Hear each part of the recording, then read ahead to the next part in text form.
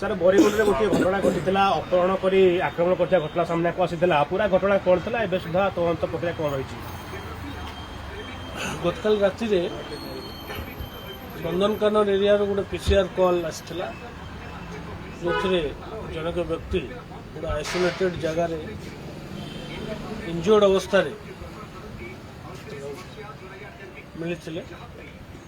Subsequently तार जो inquiry कराई जना पड़ा कि से व्यक्ति जनकर घर हूँ मंचेश्वर थाना अंचल में दु तीन जन गोटे गाड़ी में आनी नंदनकानन गोटे परित्यक्त जगार से मारपिट कर आघात करते गोड़ को से छाड़ी चली जाते फर्दर इन्वेस्टिगेशन जहाँ जना पड़े केस ऑफ पर्सनल एनिमिटी भितर लैंड मैटर को लेकर गंडगोल थिला एवं उभय कोर्टे गोटे लैंड रिलेटेड मैटर चली से संक्रांत जो व्यक्तिटा इंजर्ड होती से जो विक्टिम अच्छा से लैंड रिलेटेड इश्यूज इन्वॉल्व थिले तो पर्सनली एनिमिटी रखी राग रखी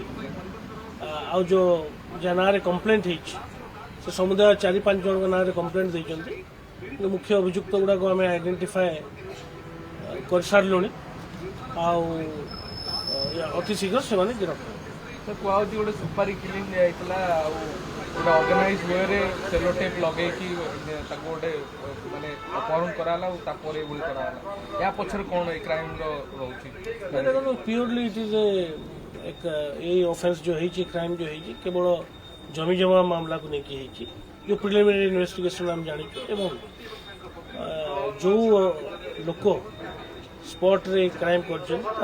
भी जमी संक्रांतीय मामला रे जड़ित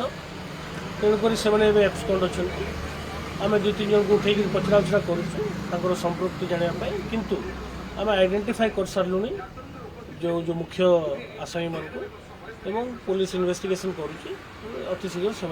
गिरफ्त।